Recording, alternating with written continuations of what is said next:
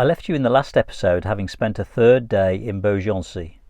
With 3 days of high 20s degrees centigrade weather, and it's been quite humid also, a bit of airflow would help keep us cool. It's an opportunity to try out my new fan and the 2 temporary metal rails that I cut to keep it in the skylight.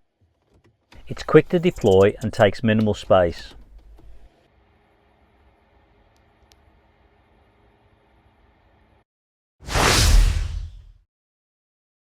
So as you can see, I've got the torch on at the moment in the dark. The battery was about to shut down, the leisure battery that is. Got to about 11.4 volts, and I know at about 11.2 volts it will shut down. I don't know if there's anything wrong. I think it's just that since we've got to the Loire Valley, we've probably been here about 8 nights now, and between each night we're only moving 30 minutes max between each park up drive, so it's not getting the chance to recharge. We've been here for 3 nights and I'm under trees, so I'm getting 0 solar, even though it's been really sunny. I think because it's been so lovely here. So tomorrow we need to obviously do a bit of driving just to get that charged. Raining today, time to get on the move. Well, our fan worked really well last night. Gave us a bit of airflow. Not quite an aircon unit, but it's the cheapest thing I could come up with. I'll put the link in the description. It's got down to 51%, so I'll charge it as I go along. It's been going all night anyway.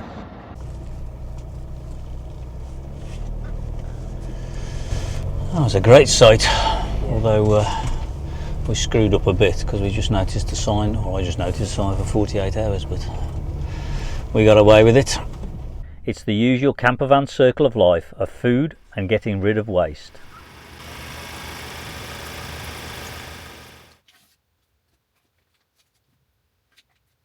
We're still by the River Loire, but as you saw last night, we had problems with the electrics. Not problems, the power was just about to go off. So it's not a problem, we just need to drive, to be perfectly honest, which is what we're doing. So we've just picked a thing to go and have a look at tomorrow, about 2.5 hours away. We're just travelling there now. We'll park up overnight, go to that activity, and then sort of 2.5 hours back, and we'll see the state of the batteries at that point. So, but it's already started to charge up already.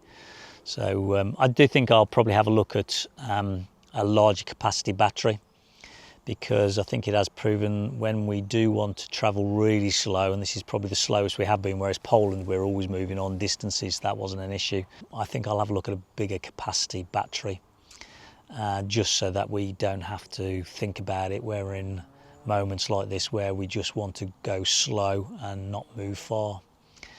So I think there's a battery that I can get which is about 3 times the capacity of the one I've got, and increase the solar panels up to 200 watts as well. I don't think it'll be a cheap exercise, unfortunately, but if that's what we need to do, that's what we need to do. Right, gonna have some lunch. It's just started to drizzle with rain, actually. I know what you're thinking. Oh no, not again. But do you ever get locked into a good thing for a while? Let me know in the comments what your craving is right now. So the Lifos app, as you can see there, it's showing 3% state of charge, so it's already come up anyway from 0. But that's not the important figure. The important figure is the voltage is at 13.2 volts already. I've been driving for about an hour, so that's already starting to recover back. I think it's in the what they call the bulk stage of charge. I think it then goes into the absorption phase, and then I think in float, if I remember right. The other app that I use is the Victron app on the solar, and you can see that one as it just booting up. You can see that there. It says 13.2 volts. That again confirms the battery is at 13.2 volts. I did anything to make her hesitate and think it was all right. Okay.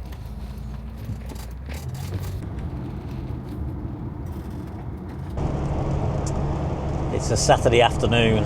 We've just joined the motorway, getting to our destination, just for 13 kilometres.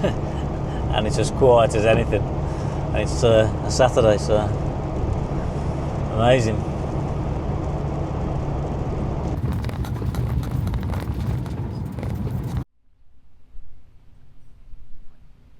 We're in a village called Frnce, Perouse. Not quite sure if that's 2 places. I think it is. So this park up in a small village is allowed. They've got a grey waste, no black waste, and there's some, well, looks at water, well, there might be black waste there on the left hand side actually. But there's also a donation for, I believe, the local school children, so if you're here, please donate, as I am about to.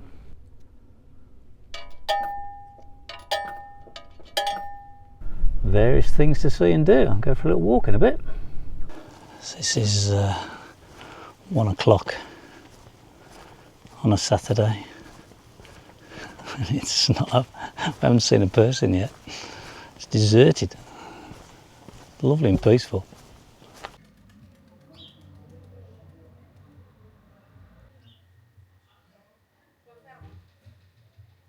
We said blonde beer because we like blonde beer. But he said local, which was an Abbey beer or something, so I think this must be of the area, I'm guessing. So quiet, we're the only people in the bar, to be honest. In the village? Maybe in the village. I just can't work out how they make enough money. I mean, there's no locals in the bar either. It's 3 o'clock, I suppose it's between midday and, in fairness, midday and afternoon. Maybe that's the reason, I don't know. I think this area is known for pottery. We've come through a few villages advertising pottery, and I think there's a pottery store and pottery lessons nearby as well, so I think the area must be renowned for that. Standing in the heart of the commune, the church is known locally as the Cathedral of Frnce. It dates to the 15th century and features a striking Gothic flamboyant facade. Its historic walls have witnessed centuries of village life, from religious ceremonies to times of upheaval. So just sat here editing in Harry, doing a few videos, and there was a knock on the door, and the local Frenchman came in and gave us a packet of information with all tourist information in the local area. I did see it on Par for Night that apparently somebody comes around and taps on the motorhomes and campervans doors to greet us and share things with us. So that's brilliant. What a nice touch that is. Welcoming. Some of a nice little packet with all sort of pamphlets of the local area, museums. Oh, fantastic. If you're travelling through, you're never quite sure where to go to. That's really useful, that is. I'm sure one of these we will be sharing with you tomorrow. Brilliant.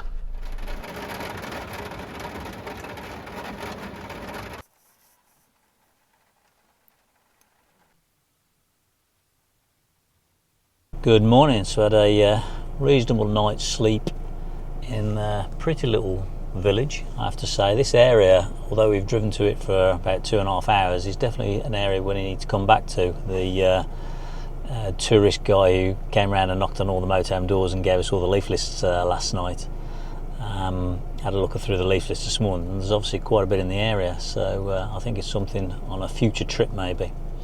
So it's raining at the moment, and looks like it's going to be raining for the next 5 or 6 days from what I can see on the forecast, so it's just a matter of getting on with it. So I'm going to a place called Gué-de-Long, which is about 7 minutes from where I'm parked at the moment. It's a bit of a unique place. I'm not quite sure how much is outdoors and how much is in, so I think we just got to get on with it, and if we get wet, we get wet. So my red coat will be coming out, but I'll tell you a bit more about it when I get there. Need to find some bins if we can. Don't see anything. And plastic recycling as well would be good. Your destination is ahead. There's people here. Arrive at your destination. There's people here. Zone for camping cars, I guess. It's obviously a very busy place in summer, I would say. The red coat. I think he might be in use for the next 5 days by the looks of it. There's quite a few people here. I'm quite impressed. It looks quite a modern setup. Some huge solar panels there. You'd be impressed if they were on, Harry. I wonder how much what's come off those each. Oh, it's got my name all over it, this has. Don't miss the next episode, as to be honest, it's unique, and despite the weather, it's the most exciting piece of living history I have come across.